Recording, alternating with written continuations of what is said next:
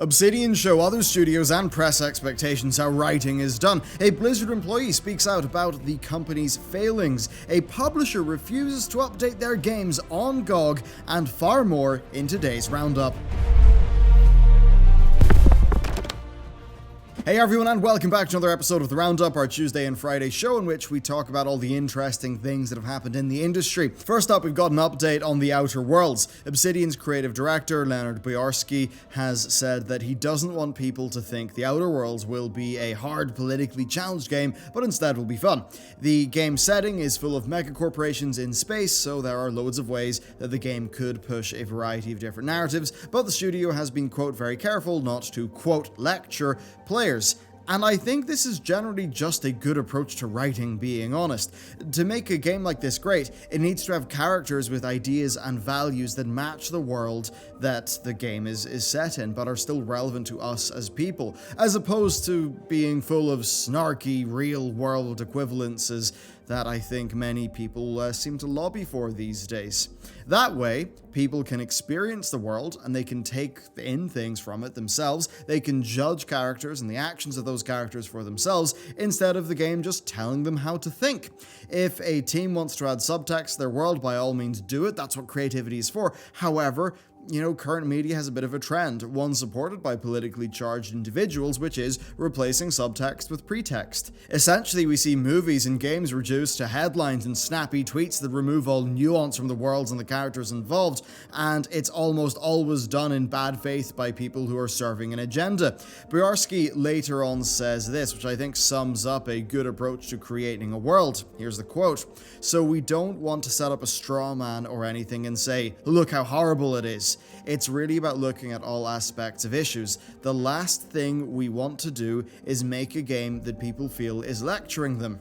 Yes, turns out that treating your audience like adults who can think for themselves is actually tantamount to quality content, and I'm happy to see Obsidian saying this and not feel pressured and scared by a lot of the pressures that are being exerted, often from vocal elements of traditional games media. Moving on, we've got somebody who DDoSed game services and is getting hard time. Austin Thompson was involved in the large-scale DDoS attacks in late 2013 against Sony Online Entertainment, as well as Battle.net, League of Legends, and Dota 2 under the banner of a group called Derp Trolling. He is now paying $95,000 in restitution to Daybreak, the new name of SOE, and is serving 27 months in prison. And this is similar to other DDoS convictions of the same era where two Lizard Squad members were found guilty of largely the same thing. While I think this behavior is sometimes taken lightly or laughed at, it can have very real repercussions and it can cost millions of dollars, or in the case of other more extreme forms of trolling like swatting, well, that has actually resulted in death. So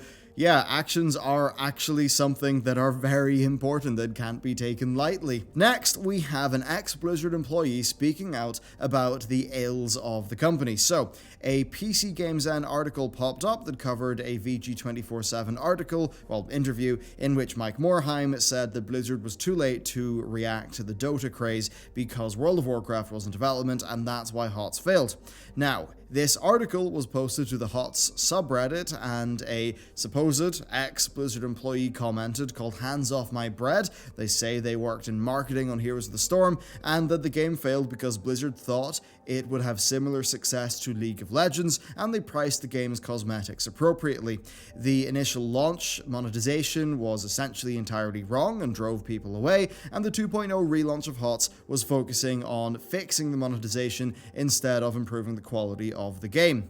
This employee and others who were vocal say that the game was too expensive and that it was a mistake that skins were so locked behind paywalls instead of also being earnable in the game, but they were ignored. This supposed employee says that, quote, "greed killed the game and it was a constant and growing problem."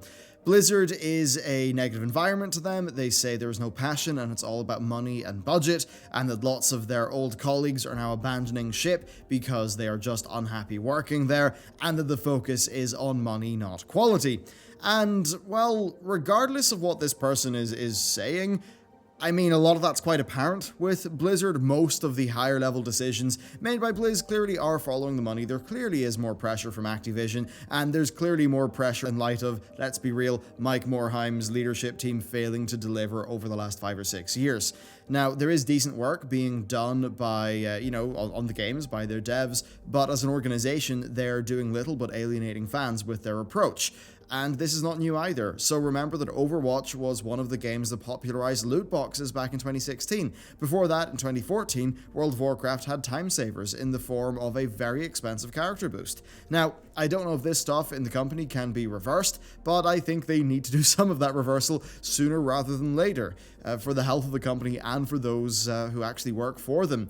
As Hands Off My Bread has said, Blizzard is in a bad way. And yeah, and being honest, even though you all know what my other channel is, I don't have that much hope in Blizzard as a company. They really need to do a lot of work to salvage their PR and just be running in a reasonable fashion. They're such a laughingstock at this stage. Anyway, moving on, and still Blizz related, there's another bit of news. Hearthstone players saw that some cards have been altered to remove elements of violence and some more, inappropriate poses and outfits and things like that. So the most egregious one is the succubus being entirely turned into a fell stalker. Now, many are speculating that this is to appease Chinese regulations, as they typically look down on that sort of thing. However, a lead in the Hearthstone team told PC Gamer that they were updated to fit the game's modern art standard, while a spokesperson spoke to Kotaku and cited the game's evolving identity.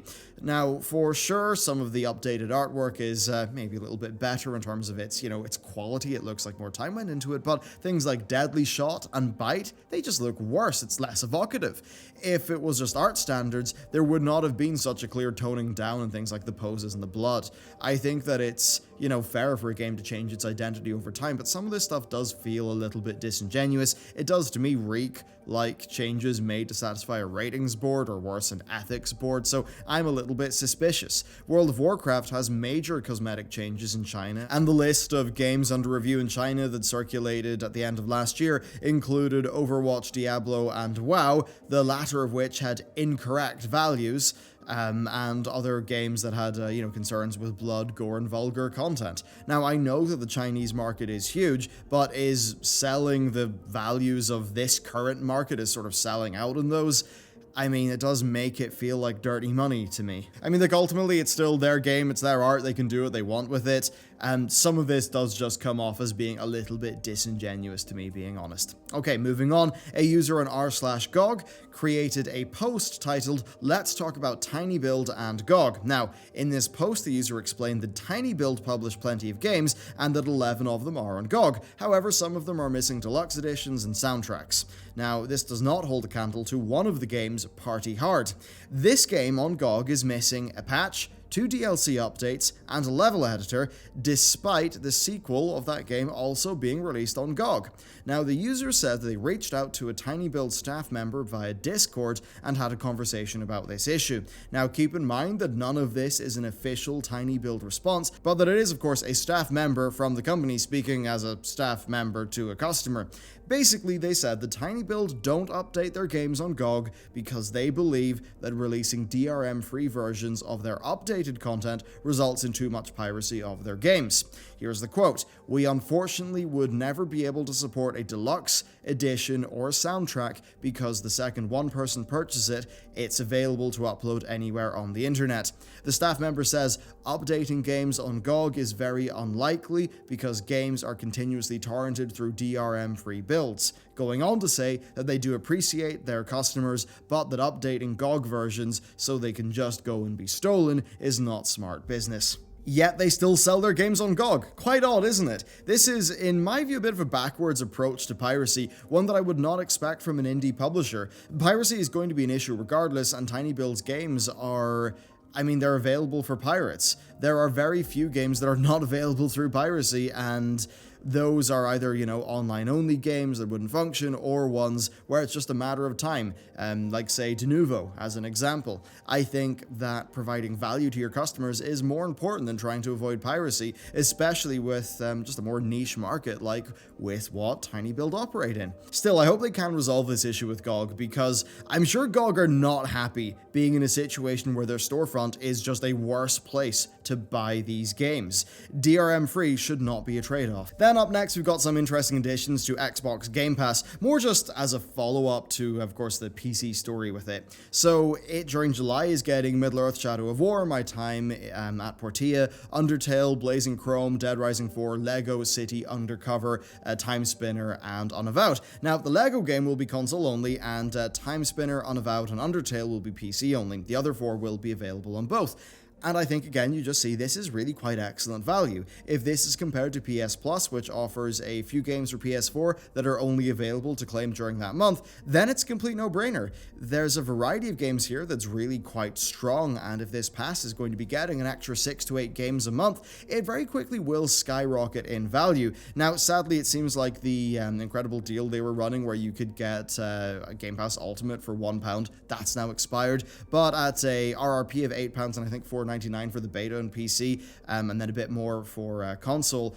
Yeah, it seems like a valuable purchase. Just keep in mind, though, that you don't own these games. But again, it just ties into what we said earlier in yesterday's episode, just about subscriptions and what they will mean for the industry moving forward, which, in fairness, I am actually a little bit suspicious about. Then next up, let's talk about the $90,000 game. No, this is not a ridiculous special edition. Instead, it's an Atari 2600 game. It's supposedly one of the rarest in the world, called ExtraTerrestrials. It is the only Atari 2600 game to be produced in Canada, and currently only 4 copies are available in the world.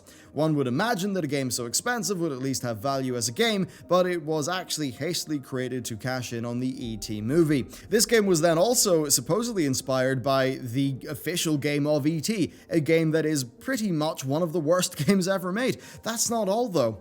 This game is also the worst case for a game being made. It's got an interesting enough little story. They tried to cash in this trend, but they suffered issues and missed their intended Christmas 1983 release date.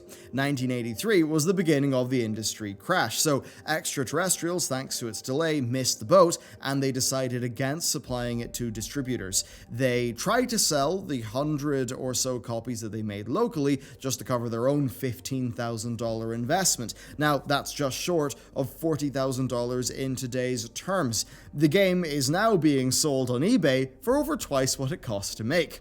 The early games collector market sure is an interesting one, but I don't think we'll see that much of that with the modern industry. Almost 40 years later, our games are all digital and much easier preserved. Always online and DRM aside, of course, those things are big issues. I imagine we will not have instances like this in the industry again. The antique game collection market definitely is, I think, quaint by our standards now.